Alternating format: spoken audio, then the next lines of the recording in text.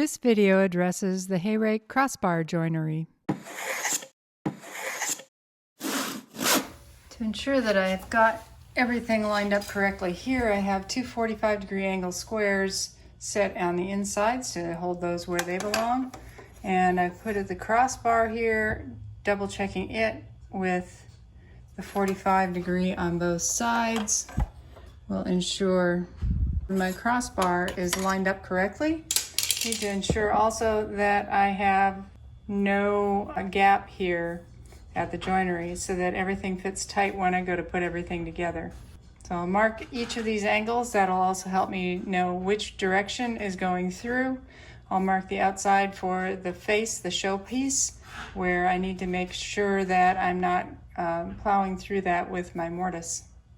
So I've marked with a marking knife where those corners are, just for a little bit of visibility. Light pencil mark as well. If my mortise is in here, I like to mark the bevel direction. This is going to go all the way through. I'll see that on the top. Doing these angled mortises that are 45 degrees all the way through, it's a little bit tough.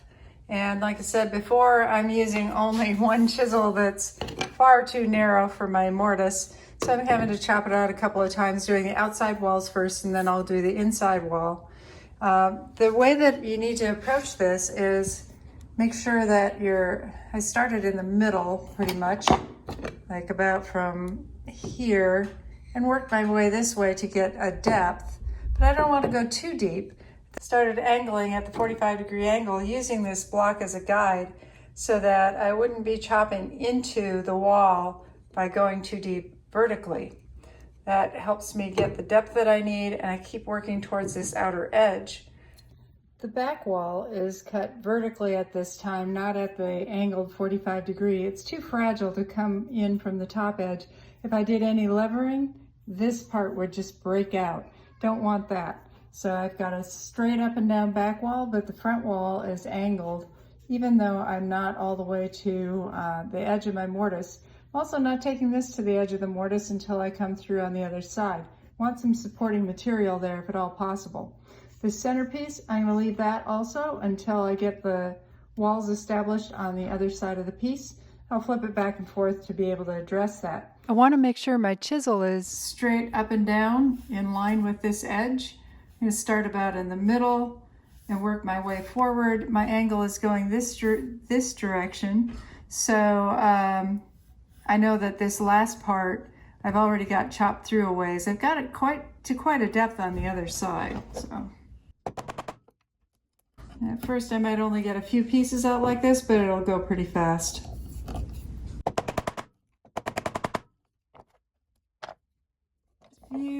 Like an 1/8 of an inch or less. I'm doing maybe a 1/16 at a time.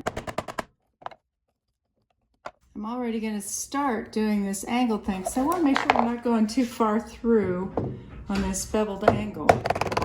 Just taking a little piece off at a time here.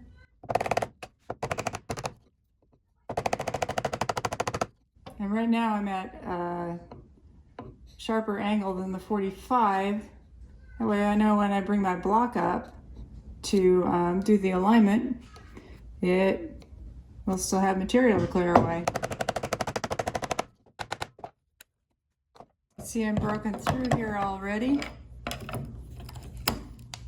And I can do another pass when I'm ready.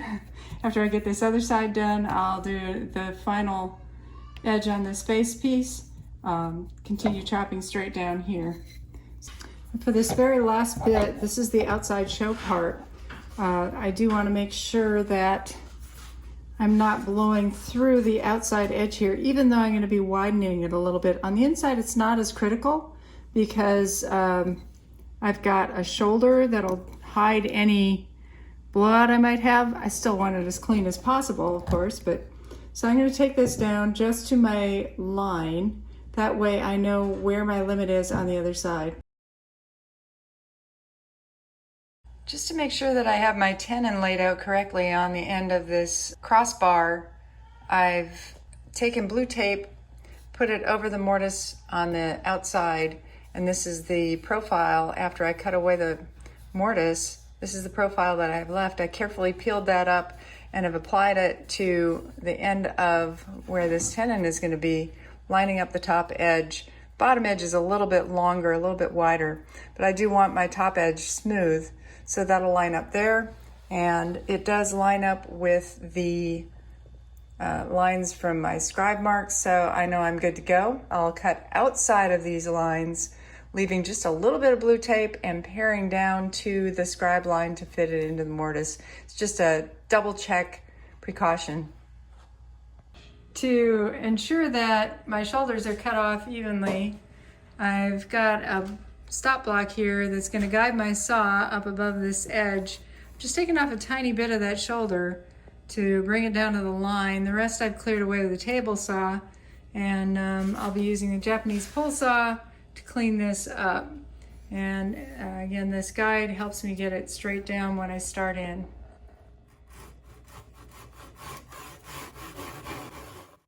Here Ryan's just taking the edges down so the tenons will fit into the mortises really well, and just checking it as he goes so that we get a really nice fit. Okay, so we're cutting the cheeks.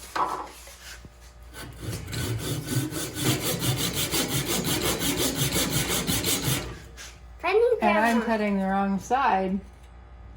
Cheeks using the rip blade, not a cross cut. Amazing, works so much better.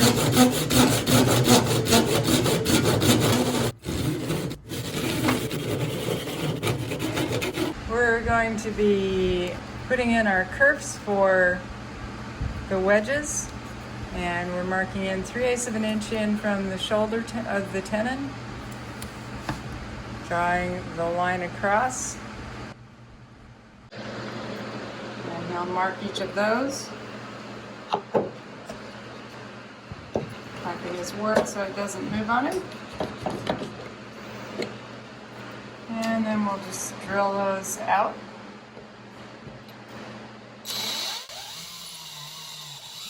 The drill bit that we're using is about an 1/8 of an inch. It's big enough for a saw kerf, and it's going to be enough to give a relief. And after this, we'll be drawing in the kerfs. To do that, we're going to be taking our dividers. We'll put those up at the top edge. It'll show us where that drill point is.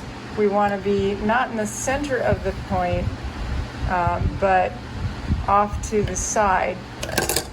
So to the inside of this drill bit point is where we're going to be putting our kerf line, not in the center and not to the outside. You want it this way so that it has more flex to the outside of the wedge as we drive it in.